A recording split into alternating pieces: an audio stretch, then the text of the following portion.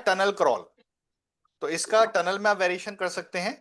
Tunnel अगर आप बड़ा बनाते हैं, जैसे मैंने पहले भी कहा, जिम बॉल का यूज कर सकते हैं, वो बच्चे को थोड़ा इजी होता है और उसमें बच्चा कई तरीके के हेड के मूवमेंट्स ले सकता है। और ये एक्सरसाइज खाली एसटीएनआर में काम नहीं करेंगी, एटीएनआर में भी आपको हेल्प करेंगी, क्योंकि ऑटोमेशन पे बच्चा हेड अप एंड डाउन नहीं करेगा। Automatically child will move his head left right upward downward in all the direction. So ATNR will be get impacted and STNR will also get impacted. Are you getting my point? तो goals क्या है exercises sir का? जी, बायोलेटर, please पूछिए। Sir ये gym ball से कैसे कराएंगे? जैसे छोटी बॉल थी, सेम जिम बॉल आप सामने रख जी। देंगे। कोई टनल आप बना जी। देंगे बड़ा सा, कोई कपड़े से बना दीजिए टनल। कोई आप कोई बेड शीट उससे बना सकते हैं। और बच्चा उस टनल के अंदर से ही हेड से उसको आगे मूव करता हुआ टनल से बाहर निकलेगा। तो सेम पोस्चर है, कोई डिफरेंस नहीं है। विदाउट टनल भी आप कर सकते हैं, लेकिन जिम बॉल में क्या होता है, जैसे ही बच्चा उसको मूव करेगा ना, बहुत फास्ट जाएगी बॉल, क्योंकि बाउंस करती है बॉल। तो अगर टनल में जी। होगी तो बॉल थोड़ा सा उसकी स्पीड कम हो जाएगी, तो बच्चे को फिर थोड़ा फोर्स लगाना पड़ेगा उसके अंदर, और फिर उसके हेड के मूवमेंट्स उसको करने पड़ेंगे। अदरवाइज वो एक बार मूव करेगा, बॉल कई स्टेप आगे चली जाएगी, तो जो हमारा पर्पस है डिफीट हो जाएगा। So it would be better you can take small ball, but if you can make big tunnel then it's good that you can play with gym ball as well, क्योंकि child will excite when you give child varieties of exercises, but your goal should be same.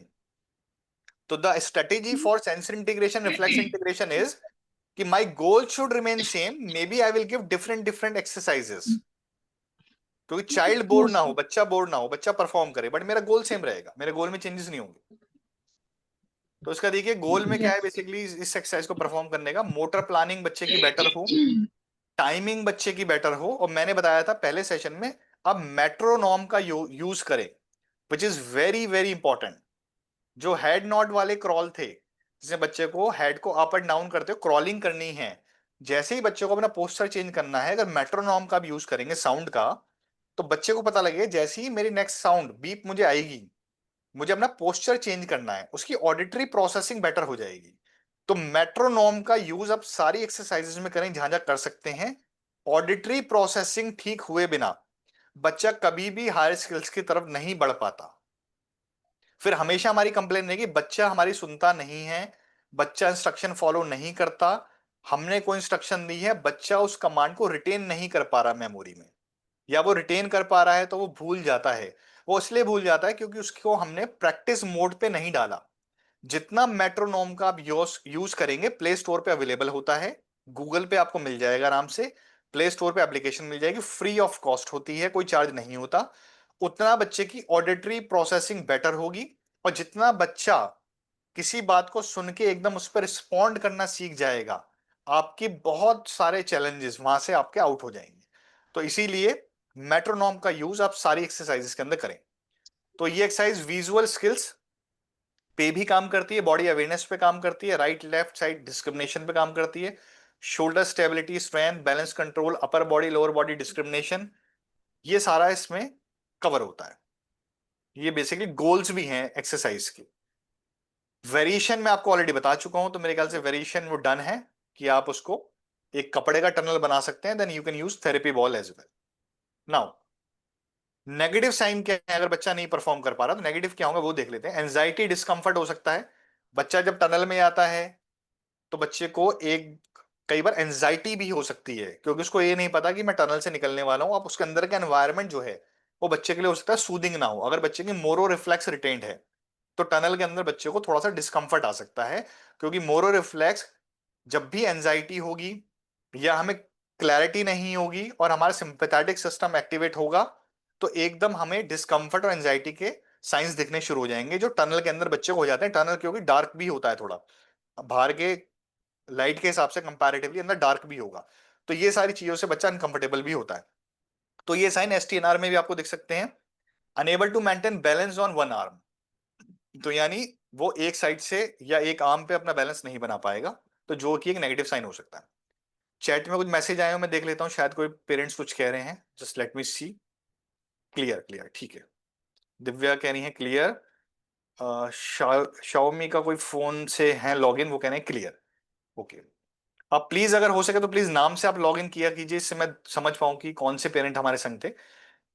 Next exercise है inch worm on the floor.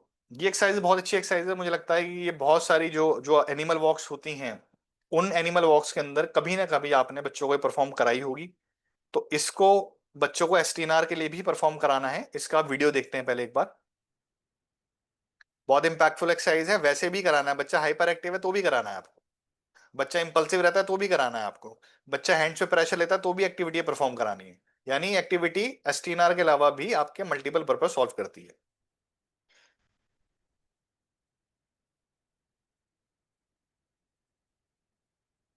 तो ध्यान दीजिएगा, बच्चे को, जिन बच्चों को hand पे प्रेशर की जरूरत है, बॉडी में प्रेशर की जरूरत है, जैसे ही हैंड पे इस जगह पे आप प्रेशर देते हैं बच्चे को, तो बच्चे को बहुत ज्यादा रिलीफ मिलता है। अगर बच्चा बहुत ज्यादा इंपल्सिव है, बच्चा बहुत ज्यादा हाइपर एक्टिव है, तो आप हैंड पे प्रेशर देना कभी मत भूलिए।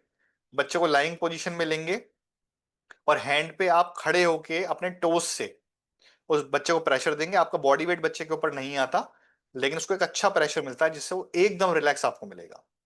बच्चा अगर ऑडिटरी हाइपर सेंसिटिव नहीं है तो लाइट साउंड का आप यूज करेंगे। बच्चा अगर विजुअल हाइपर सेंसिटिव नहीं है तो लाइट, कोई एक अच्छा डिस्क लाइट आप लगा सकते हैं, या फिर कोई स्टैटिक लाइट आप लगा सकते हैं जिससे बच्चा देखे और उसको विजुअल सीकिंग भी उसकी पूरी हो। देखिए यहाँ पे तो ये लेग से आगे आ रहे हैं, अभी हमारे बच्चों को ये नहीं कराना, हमें सिर्फ हैंड वाला मूवमेंट कराना है। हैंड से बच्चा आगे जाएगा फिर वापस आएगा। ये थोड़ा टफ वर्जन है, मैं इसका इजी वर्जन भी आपको दिखाऊंगा। ये वर्जन उन बच्चों के लिए जो बच्चे थोड़े बड़े हैं और वो उनकी पोस्चर स्टेबिलिटी बेटर है, और वो बच्चे आपके संग कॉपरेट करते हैं और वो परफॉर्म कर सकते हैं, इमिटेशन भी बेटर है, तो उनको आप ये कराएं। और या फिर आप लोग करना चाहें आप लोग भी कर सकते हैं, आप लोगों के लिए बेटर है। मैं इसका इजी वर्जन दिखा देता हूँ जो बच्चों के लिए हमारे करना है, जो बच्चों को हमारी दिक्कत ना रहे। अभी मैं आप लोगों को आज एक्सरसाइज कराता तो शायद ठीक रहता, थोड़ा आप एक्टिव भी रहते। बट ये है कि आप नहीं कर पा रहे तो आप शायद काफी डाउन एनर्जी फील कर रहे हैं, मुझे ऐसा लग रहा है। देखिए ये वाली एक्सरसाइज बच्चों को करानी है, इसमें फोकस क्या करना है, बच्चे की नीज बैंड नहीं होनी चाहिए, बच्चे की नीज स्ट्रेट होनी चाहिए, ये आपको ध्यान देना है। एल्बोज बैंड नहीं होनी चाहिए। तो जैसे उसकी नीज बैंड होंगी, एल्बोज बैंड होंगी, इनिशियली हो सकता है, तो हम उसको धीरे धीरे उसको प्रोग्रेस कराएंगे उसके अंदर, उसका पोस्चर को हेल्प करेंगे उसको, कि वो बिना बैंड किए ही वो उसको परफॉर्म करे। मैं दोबारा से एक बार दिखा रहा हूँ, पोस्चर को इजी है, आप देख सकते हैं दोबारा। एनर्जी ऐसी होनी चाहिए जैसे ये लेडी परफॉर्म कर रही है, इसी एनर्जी के अंदर बच्चों के संग हमें एक्टिविटी परफॉर्म करानी है। बहुत स्ट्रिक्ट जेलर की तरह नहीं परफॉर्म करानी, तभी बच्चे परफॉर्म कर पाएंगे हमारे।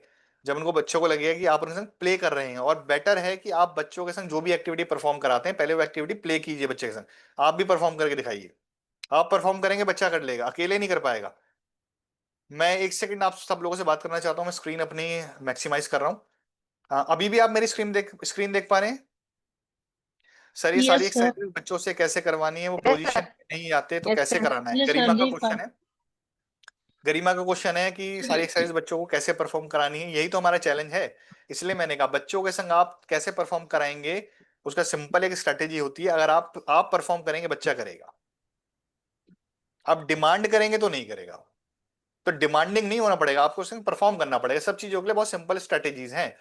बच्चे के संग आप खूब एक्टिविटी प्ले करें, खूब उसको एक्सरसाइज, उसको बोलो कि मम्मा भी कर रही है बेटा, देखो पहले मम्मा करके दिखाती है, okay I am doing this, come with me, just do this exercise.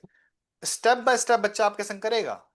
जब बच्चा अपने पीयर ग्रुप के संग क्यों परफॉर्म कर पाता है, अगर आपने कभी नोटिस किया हो, बच्चे का अगर कोई फ्रेंड है आपके, या फिर कहीं कोई ऐसा फैमिली में बच्चा है जिसके संग आपका बच्चा बहुत जेल वेल है, कंफर्टेबल है, तो आप देखिए जब भी वो परफॉर्म करेगा एक्टिविटी, उसके संग बच्चा कर लेगा, आपके संग नहीं कर पाएगा।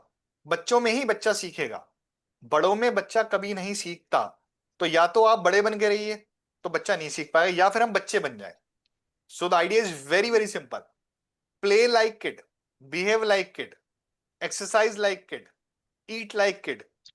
तो उसको लगे आप उसके एज ग्रुप के हो, अदरवाइज वो आपके संग सिस्टम में नहीं आ पाएगा, आपका प्रॉब्लम बना रहेगा। तो ये सब लोगों के लिए मेरा एडवाइस है, जिनको भी प्रॉब्लम आती है, प्रॉब्लम एग्जैक्टली वहां नहीं है जहां आप देख रहे हो, प्रॉब्लम सिर्फ हमारे तरीकों में है, और इसी की वजह से हमें बार बार एक्सपर्ट्स के पास जाना पड़ता है, जिसकी आपको प्रैक्टिकली जरूरत नहीं है अगर आप कुछ लॉजिक्स और रूल्स को समझ लें।